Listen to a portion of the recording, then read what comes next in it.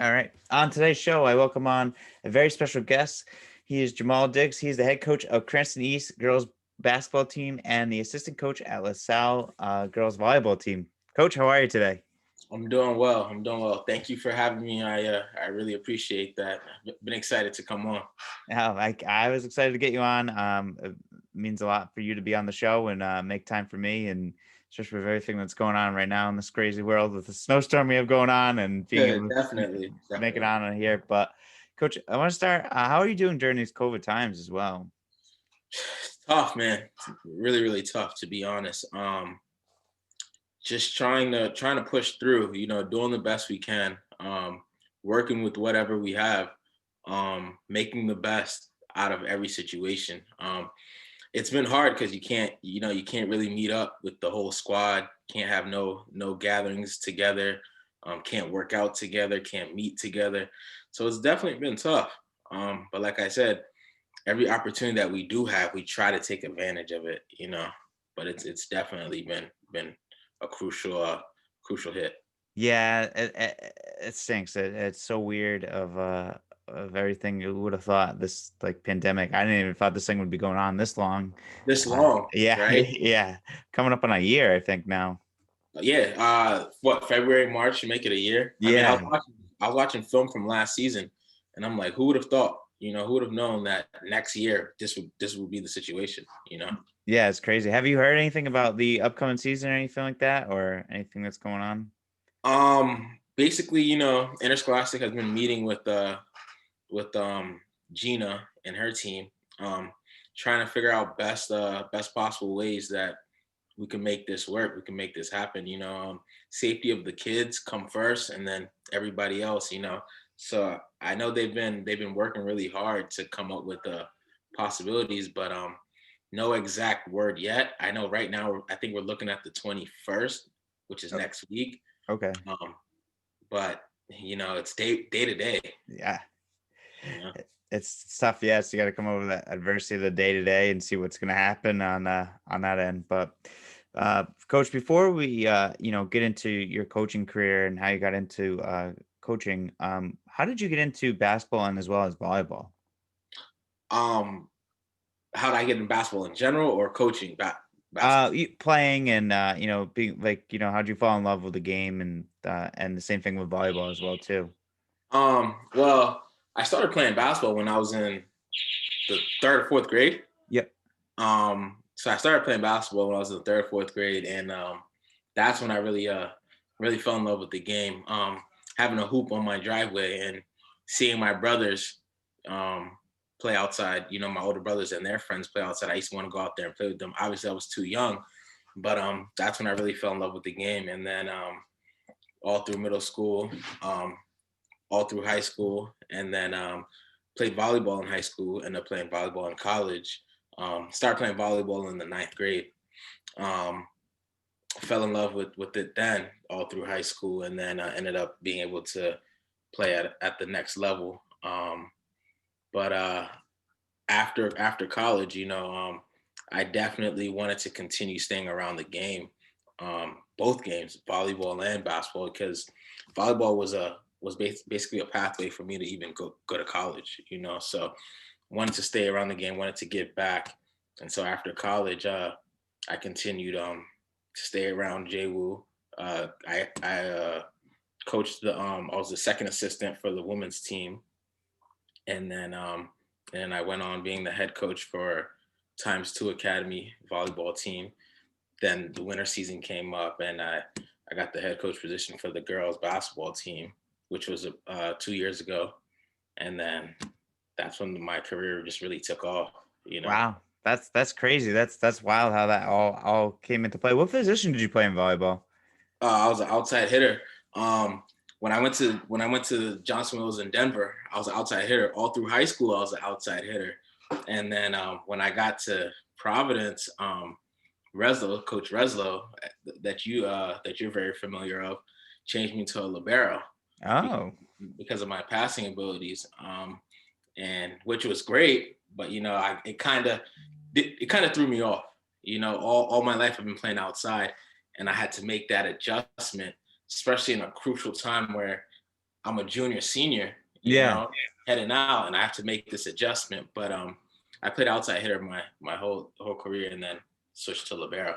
That's interesting. That's crazy that how that, but at least you were able to make that adjustment. I mean, that's definitely a big adjustment playing libero because you're always, for people who don't know, libero you play in the back most of the The time. back row. Yeah, It yeah, the was back. tough. It was definitely tough. Oh man, so that's great though. You're able to do it. You're able to stick with it and keep it up in college. And what was it like to be the second assistant for the girls basketball team? Is that what you said, correct? It was for the girls volleyball team. For the girls volleyball team. Yeah, I was a second assistant under Nancy Samar. Um, really, really good coach. She's done amazing things with that program. It was just a great learning experience. A lot of times I just used to sit back and observe and try to learn from her, because she's an amazing coach. Like I said, great learning experience for me. Definitely helped me with my coaching career now, even with basketball and volleyball. Just the way she ran her programs, the way she ran her practices, and the way she conducted herself with her players was definitely a great learning experience for me. Yeah, definitely. That's awesome. And how do you like take what you learned from her and as well as what you have learned over your career from both sports and kind of mold into your own coaching philosophy?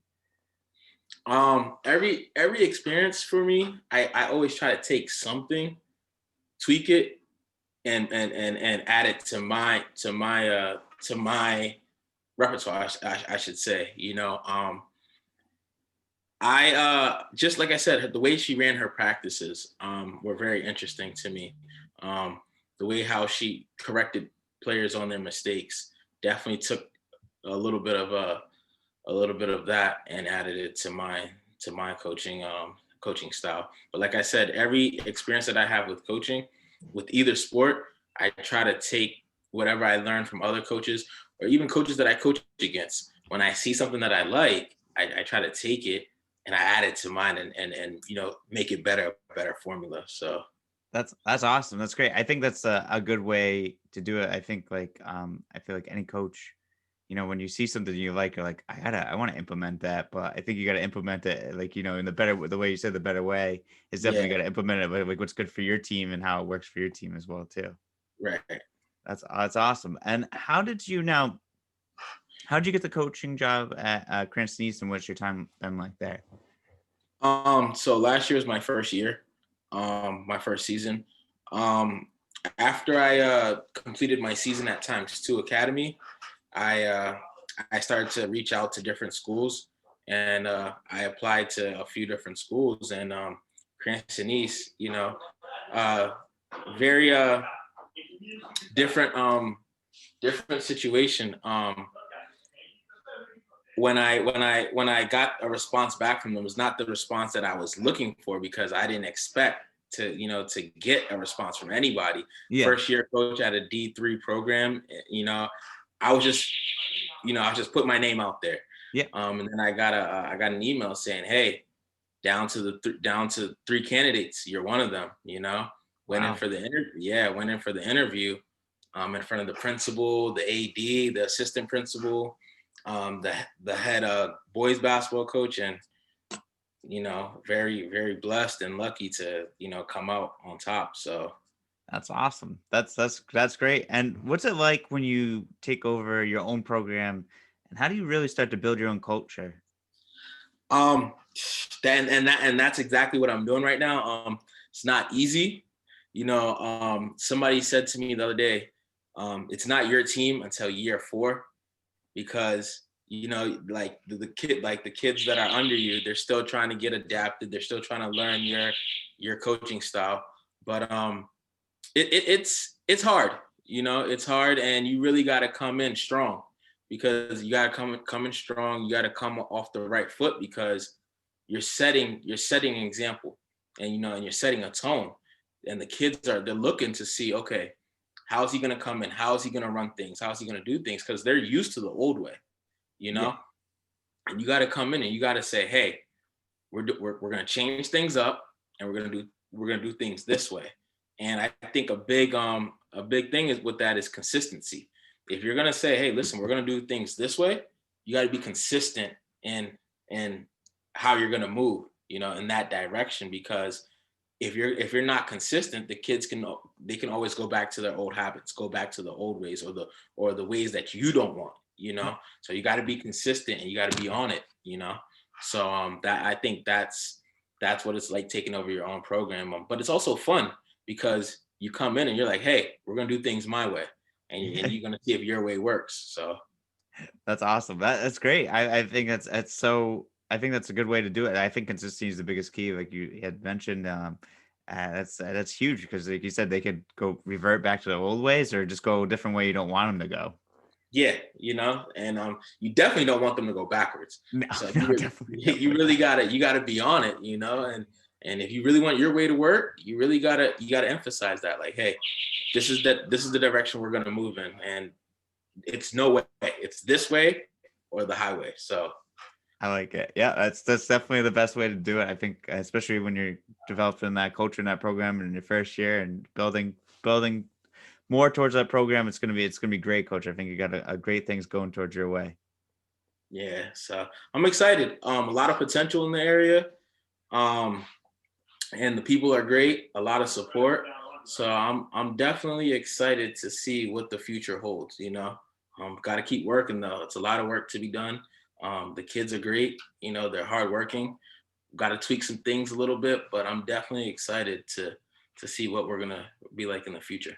Definitely, definitely. If it's I mean, with what you're saying and everything right now, and I'm sure what you're developing in the program, they're gonna have a great future with with the talent that's around there, and then plus they have a great head coach over there as well too. I appreciate that. Of course, of course. And then what's that like? What is your first year like with them? Coaching. How the season go overall? And the first year was fun. I'm not gonna lie. The Yeah. first year was fun. Um, definitely some stressful points. Like we were way better than our record. Yep. Um, we started off like, we went over to East Providence in a non-league game, and we lost. They were D1, we're D2, and we lost at the buzzer. Wow. A young lady hit a floater off. She got her rebound, went back up with a floater and scored a bucket at the buzzer. So we started off, with a lot of momentum.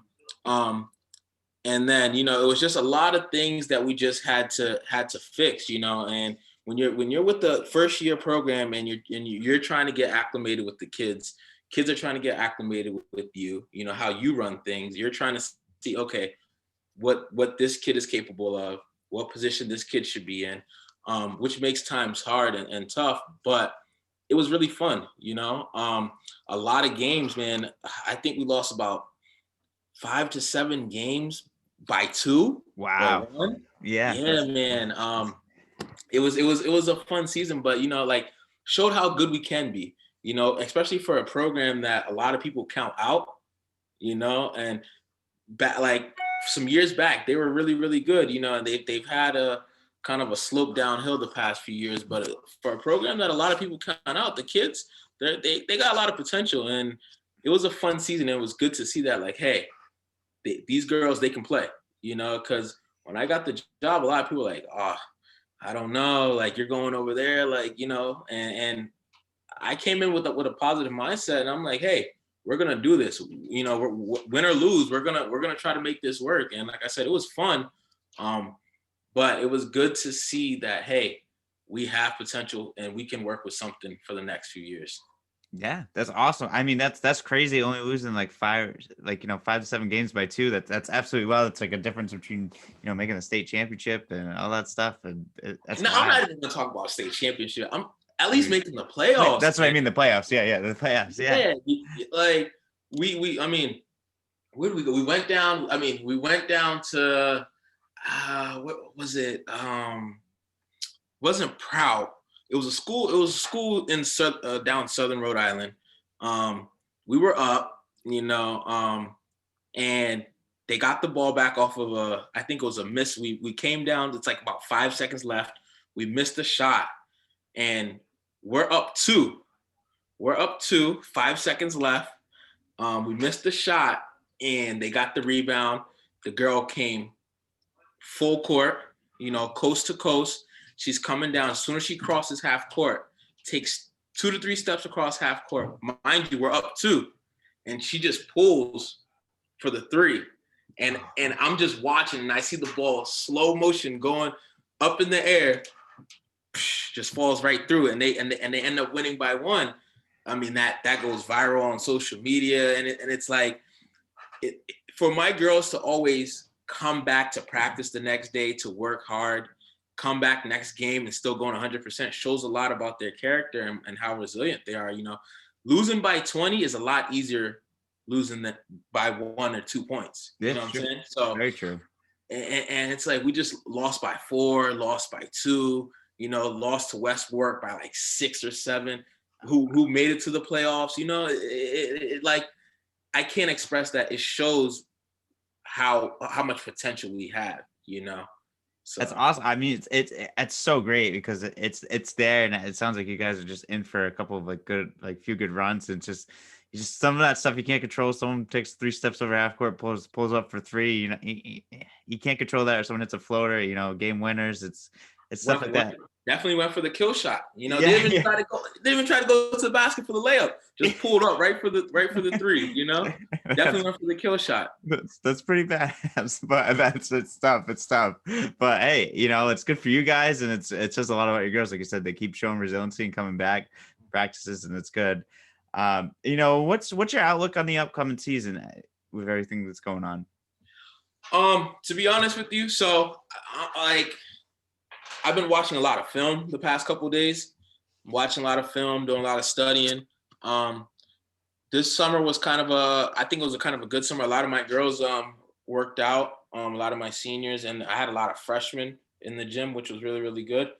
I do have a lot of confidence in this year. I think that we can definitely make some things happen, this year with some key pieces. And we're rebuilding. We're rebuilding the program. We're starting the program from scratch, from bottom. So it's going to be a rebuilding year for us. I'll be honest with that. It's going to be a rebuilding year. But I also believe that with this rebuilding process this year, I think that we can also take that step and get a shot to playoffs. Because of COVID, they're breaking the games down. So it's going to only be 8 or 9 games this season. And I think with that, we should be able and capable to get our spot into playoffs. Just got to put in the work, and we got to want it. So. Yeah. That's awesome. Yeah, that's great. It's I mean, not bad for a rebuilding year. You guys still have a shot. You think you still have a shot for a playoff, so that's a good thing for a rebuilding year. Listen, I know you have a lot of people following. I know you have a lot of people following. I know a lot of people tune into you, and a lot of people are going to be like, "Is he serious? Playoffs?" Listen, like I said, we lost a lot of games last year by 2 points, 4 points. Minor adjustments. Yes, I do feel like we can get a shot in the playoffs this year. I really do. So just, got to go out there and play. Yeah, that's right. That's right. And I hope you guys do get a season, somewhat of a season in some sort of way. It's the most important thing. I know kids have to be safe, and safety is important, the most important thing, but it'd be nice to see, especially for the seniors to get step on that court. I'm hoping we have a season too, throughout the fall, I was kind of like, maybe they're gonna skip over the season. But from what it looks like, the league is doing their best for us to have a season or implement something, But if we have a season, I'll tell you, we will be ready. My girls will be ready. If we have a season, we'll be ready. If we don't have a season, it's gonna suck. But hey, we're back to work.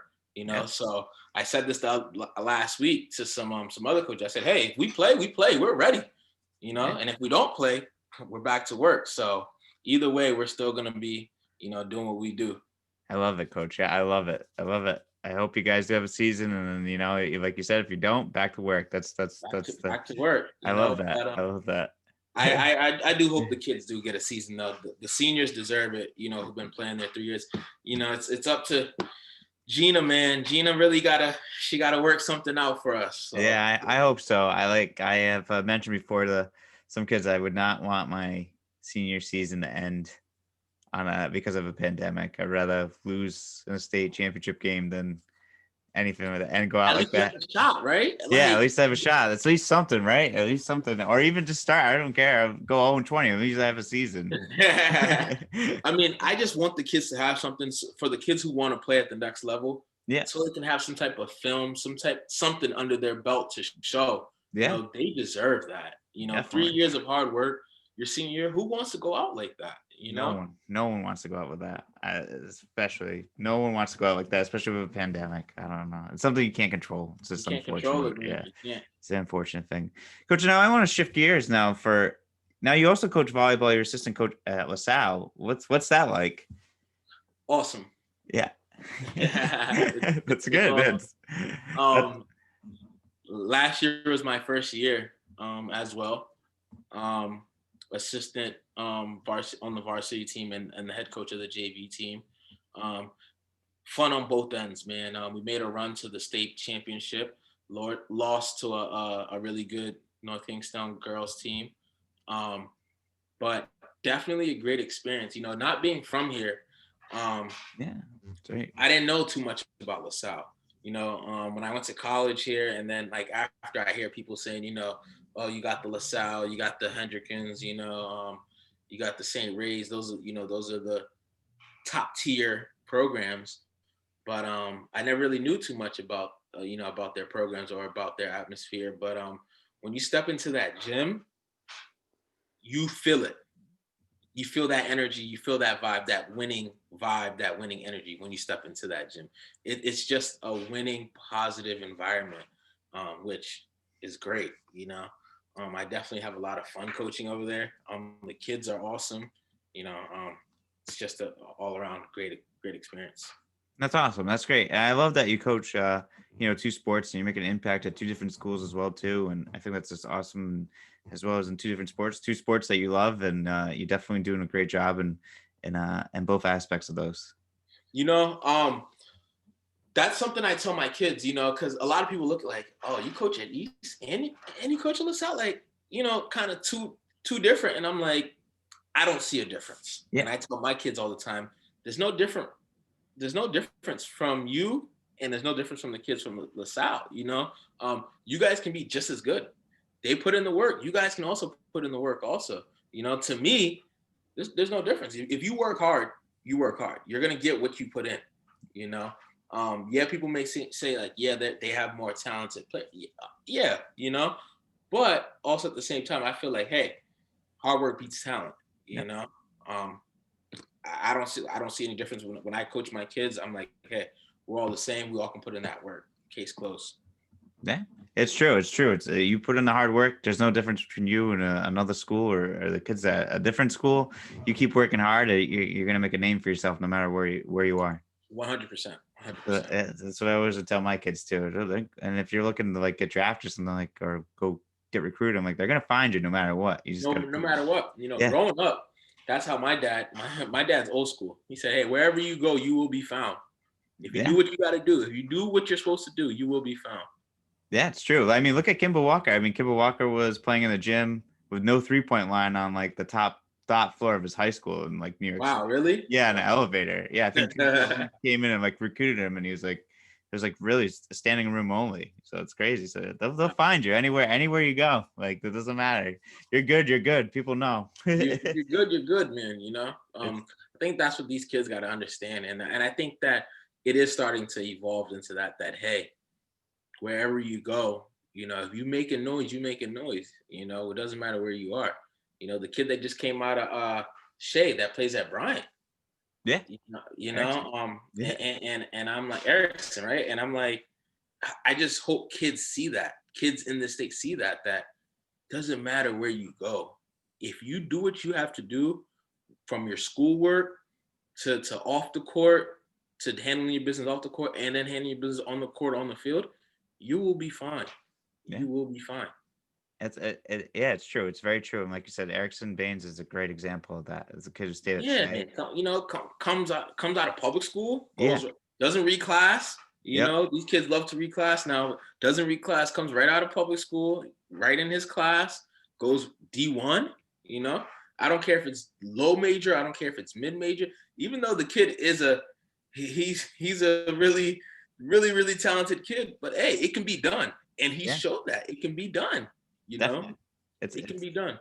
it's definitely true. I mean, it's so true. It can be done no matter where you go, or it's as long as you put in that hard work. Like you said, you're gonna find you. Like we just been, that's like pretty much the theme we've been saying. Like, yeah, it's crazy. It's awesome. It's good for him, and Rhode Island's just full of talented players overall. Anyways, so it's just And crazy. like where I come from, the DMV area. There's the talent level is just It's through the high. roof. Yeah. But being here and being and surveying the area and surveying the talent, there's talent here. People say, "Oh, it's a small state." Yeah, it is, but there's talent here. And people have to believe that and start seeing that hey, there's talent here, and we got to push. There it is. Like it's awesome to see it. A lot of potential, but we just got to take that extra step. And I think as mentors, as motivators, we have to help, these kids take that step, take that leap into believing like, hey, we can do it, we can make it out, Yeah. be that guidance. Yeah. It's very true, and that's I think when you're a coach, you're more than just a coach. You're a mentor. Oh, Um, you're a lot, man. yeah, You're a you're lot. a lot. You're a friend. You're a psychologist. You're I keep saying, but that's what guys have to understand. yeah. If you're a trainer, basketball coach, you got to understand that you're in these kids' lives and you're doing something with these kids that these kids love. So Yeah. you got to realize that you're more than that. You're more than a coach. You're more than a trainer. Some of these kids only have single parents, whether it's a single mom. I've come across kids where they have a bunch of kids, single dads, single moms, Yeah. and you got to realize that, hey, you are a huge figure. You are a huge role in their life, you Yeah. know?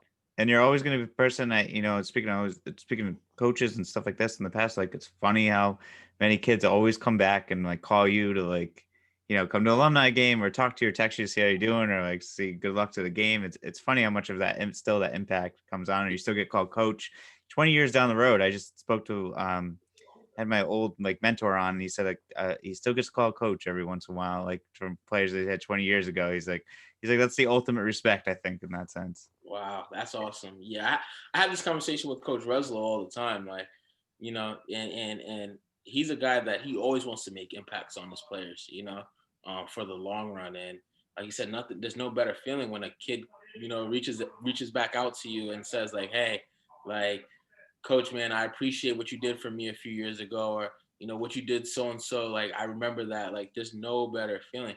And like I tell my girls all the time, like I told them in the fall, after AAU, I said, "Hey, I don't care about how the AAU season went. I don't care about how the summer went. If I helped you guys change your life for the better, and I've made an impact on you guys' lives in this short amount of time, my job is complete. Yeah. And if I've helped you guys become better young ladies, for the future, my job is done. Winning basketball or volleyball games is just a plus. Yeah. As a coach, winning games is a plus to your job, but changing lives is the main focus. Helping these guys and girls. It's very true. It's being a coach. You're out there to change lives and make them better off the court and prepare them for real life situations off the court as well. Yeah, yeah. But just want to switch it up now. What's your favorite thing to do outside of basketball and volleyball? What do you like to do? Um, Definitely. Like I'm a homebody. Yeah. Like people may not seem that from like they like, look at him like say, oh, he likes to go out. Nah, I like to stay home, man. I like to stay home and just like hang out with family and hang out with my guys. Just watch basketball, watch football, and just hang out with my family. Hanging out with my family is also number one to me because family's all you have, man. Hanging out with my brothers, my mom, my dad, like it's just you never you don't get that time back, that time that you spend with them. So just hanging out with my family, I like to do outside and listen to music. You know, I always said that if I wasn't a sports guy, I would always want to get into music. But just like I said, hanging out with my boys and hanging out with my family. That's just it. Being home, Nice. just being a homebody. Yeah. That's good. That's good. I'm right there with you. I'm a homebody as well. Um, now, well, I got two more questions and I'll wrap it up. So I'm assuming from your hat that you're a Lakers fan. So I knew this question was gonna come up, and that's why I wore this hat, because I'm like, I know he's gonna ask me, and I know people are gonna be like, oh, is he a Lakers fan? Especially in this area. Yeah. I like. I don't really have a favorite NBA team. Okay. My favorite player of all time is Allen Iverson. All right. Yep. That's a good player to have as a fan. I know some people's like, oh, he's dodging the question. And so I grew up watching the Sixers, but also growing up in the DC area, I went to a lot of Wizards games. Yep. Seeing Gilbert, you know what I'm saying? Larry Hughes. I was there. I went to a lot of Wizards games when Nick Young was there. So yep. I don't have a favorite team. I'm always gonna root for my home team. Yeah. But I'm a LeBron fan, man. Yeah, I knew that was coming. I was waiting for that. Listen, King James all the way. Like, I'm a LeBron fan, and so as of right now, Lakers organization is the way to go. And some people may say like, "Oh, he's corny." Listen, LeBron has changed the game, and I think that he is the greatest player of all time. Yeah, and so I'm a LeBron fan. I'm happy that he got his fourth one. I think that he's gonna get his fifth one, so I'm a LeBron fan. So that's why I have this. All right. Hey, no problem on that. LeBron. I think LeBron's one of the all-time greats out there, for sure. What? You think he's the greatest? No, I'm a Jordan guy. I grew up watching Jordan my whole life. So I mean, I grew up in that era. I saw him from '90. From Oh, you did. Okay, so I'll give that to you, because I didn't get to watch Jordan. A lot of guys my age be like, "Oh, Jordan." I'm like, listen, yeah, I was born '93. When did Jordan win he won a championship in '93, right? He did. Yeah, that was his third one. That was his third one. Yeah. I was born '93. I didn't see that. Yeah. Yeah. I've seen LeBron in the playoffs every year. Like since I can remember. 9 of them, or like 6 of them in a row at one point. Like in not even just in the playoffs, in the championship. Yeah. I love Jordan. Like I'm a sneakerhead and I got a bunch of Jordans, but I think that LeBron, man, he just plays the 1 through the 5. Yeah, he's dominant. Specimen, 6'8", 250, moves like a guard. It's crazy, like. It's so funny because he's just, the way he plays is just unbelievable, and how healthy he stays for being his weight and his height and stuff like that. I figured he'd have some like kind of like knee problems. Never gonna see that again, man. No, definitely not. He's just an athletic freak of nature. Yeah, it's just that's a lot of God-given talent right there, and just just a great player overall. So it's crazy. I mean, him and KD are two. I like KD. I think KD is one of the better players of this generation as well too. Listen, KD's different. 7-footer who could just come down, pull up, like he's different. I like KD. I kind of shied away from him when after he left OKC. I definitely did, but being a hometown guy, I have to go with him. But I just felt like, hey, you didn't have to leave. Like I understand you left for the ring, but you were right there with Westbrook. Yeah. He was right there. That if you can't beat him, join him mentality, right? That's what it is nowadays, I guess. Yeah. I don't know. Well, that's how honestly, that's how I felt with LeBron. I was like turning into a LeBron guy, like a big fan of LeBron. And then when he jumped ship to Miami and that whole the decision on ESPN, it just turned me off to the whole situation. But here's the thing: was that a can't beat him, join him situation? No, it wasn't. I mean, it was. We need to create our own to compete with the Celtics. I think that was like the. So, Kevin Garnett, Ray Allen came with Paul Pierce to get one, and they got one, right? And so then they were supposed to get more. Yeah. They were supposed to get more, but then Mamba they had to get through the Mamba, and he shut that down. Yeah, the So Mamba was. I went to one of those finals games, and I saw the Mamba play live, and I'll never like. He brought. I think the game 2 of the NBA Finals in 2008. Celtics were up by like 30, and Kobe went off in the fourth quarter, and I never have ever seen anything like that in my lifetime. And I was like, well, I was alive. supposed to go watch him when I was in like the 11th or 12th. I think I was 11th or 12th grade.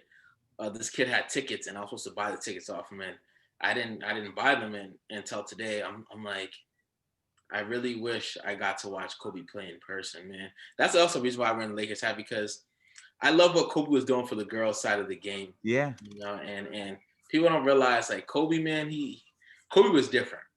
he Kobe was was. different. But like I just feel like LeBron going to Miami wasn't a can't join him if I can't beat him, join him situation. It was because Miami wasn't the one that was stopping him from getting to the championship. Um, It was the Mavericks. I'm just kidding.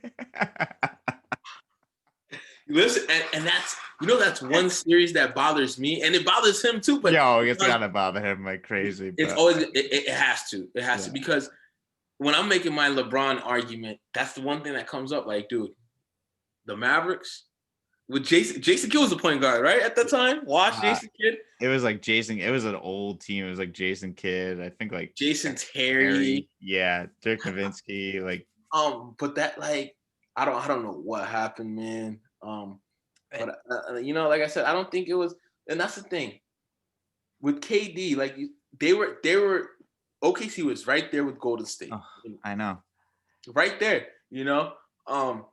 LeBron left Miami, went back to Cleveland when Cleveland was one of the worst teams in the East.